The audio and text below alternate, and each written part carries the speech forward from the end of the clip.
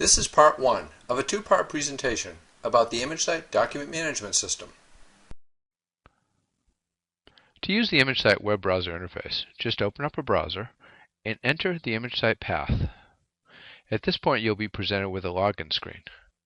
ImageSite also has a domain security module, so if you have that additional module, you actually would bypass this login screen and you would be entered directly into ImageSite based on your Windows domain authentication. But in this case, I'm actually accessing ImageSite from a remote location. So I'm going to enter my login, and initially I'll log in as an ordinary user. We'll call him Project Manager Guy. So I type in my login and enter my password, and I'm in ImageSite. Now the first screen you see in ImageSite can be configured as well. This particular view has defaulted the user to see the cabinet's homepage. In this case, this user has 3 ImageSite cabinets. A cabinet within ImageSite is like a virtual ImageSite. Within each of these cabinets can be a very unique collection of users, documents, security settings. Almost all the settings of ImageSite can be defined differently within each of these categories or cabinets. So these cabinets are very useful for different styles of use. For example, a cabinet could be the very large archive for the whole corporation, which could contain hundreds of thousands or even millions of documents. Or a cabinet could be an active design cabinet for use by a number of designers or engineers to check data in, check data out, update comments, and so on, and be a very interactive workspace. This user has 3 cabinets, one oriented toward design, one for release documents, and one for collaboration with outside vendors. So another way to come into ImageSite would be to go immediately to a search screen. I can go to the screen right now, and you'll see the screen is a little bit different. It has metadata or search criteria to immediately search for documents. The cabinets are selected here as a pick list or a pull down, and you see the same 3 cabinets, the design, released, and extranet cabinet. Now at this time the user can search across all cabinets, and he can specify the criteria for documents he's looking for, or he can drill and search into individual cabinets. And if I search specifically in the design cabinet, you'll see the metadata or the search criteria can be different from design cabinet to design cabinet. For example, if I go to this release cabinet, again a slightly different set of data for searching and the documents and security as well. So let's go into the design cabinet here and, for example, search for internal documents that might be engineering and might be CAD related. One of the features you're seeing here is called conditional fields or conditional metadata. You can see that as I select one field, for example invoice, the fields beneath it relate to invoices only, and all the other fields disappear. Or I could go to CAD, and the CAD fields are configured to display only if the document type is set to CAD. Or a purchase order, for example, with PO number, PO amount, and so on. So this is a nice feature that allows you to have lots and lots of metadata or search data, but have it well organized within ImageSite so that you can do searching and indexing with ease.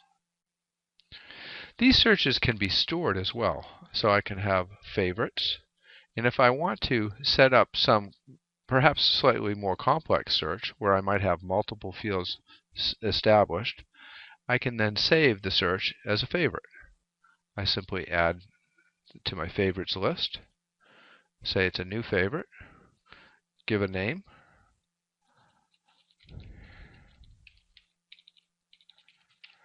CAD search, and go ahead and save it.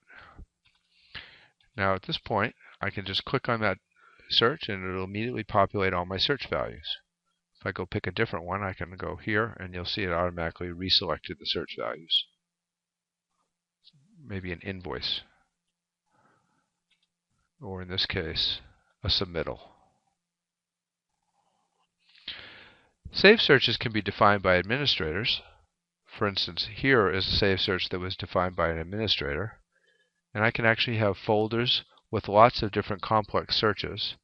And if there's a particular one that I want to use actively, I can just drag it into my active area where it'll be ready for me to use and very convenient. Let's switch now into the Explorer mode of ImageSite. In this case, I'll drill directly into the cabinet. The basic user interface for ordinary users is to explore for documents, to search for documents, and to collect documents in the Out basket, which we've discussed earlier, where you can create working sets, or create print jobs, or distribute documents electronically to other people. The ImageSite folder structure is entirely configurable, so it can be designed specifically to meet every customer's unique needs. In this case, I happen to have a structure called internal and vendor data. And within the internal data, I have categories like communications, where I might say email, memos, and photographs. So I can organize my data this way, and it's all very easy to just point and click. In the search, we had the 3 styles of display, and here we have the exact same 3 styles of display. So I can view all of these documents in thumbnail mode. And just like before, I have thumbnails with quick links. Or I can view the condensed mode, where we see the same float over thumbnails for each document, quick links, and all the metadata for each document as well. And again, this is very handy because even though I'm in a folder, this folder may have lots and lots of data, so sometimes I may want to click on these headings and sort the data.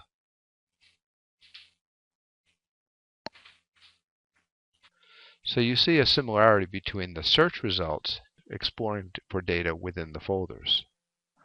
It makes the interface very easy to use. I can click on the Memos folder. These are Word files or PDFs. And again, at any time, I can just click on a document, and now I'm full view into that particular document.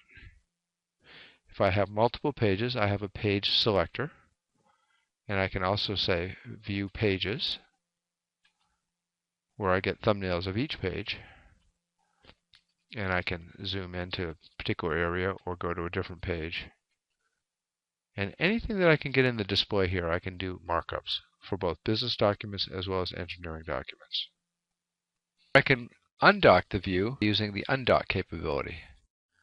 And in this case, I'm looking at the document all by itself, or I can navigate up and down, or I can view other pages of the same document. The data opens up over here as well. So if I want to, I can explode the memos data and see the file names. Even the file names are completely configurable. I happen to have the naming defined here with file name dot extension with a squiggly line and the version number. The style of display is completely configurable. But here you see active information about the status of these documents. The red check indicates that these documents are all checked out to various people. So if I click on this particular document and then go to my info tool, you see checked out. And again, I can see this particular document has been checked out by project manager on this date and time. So if I wanted to, I could send an email to that person.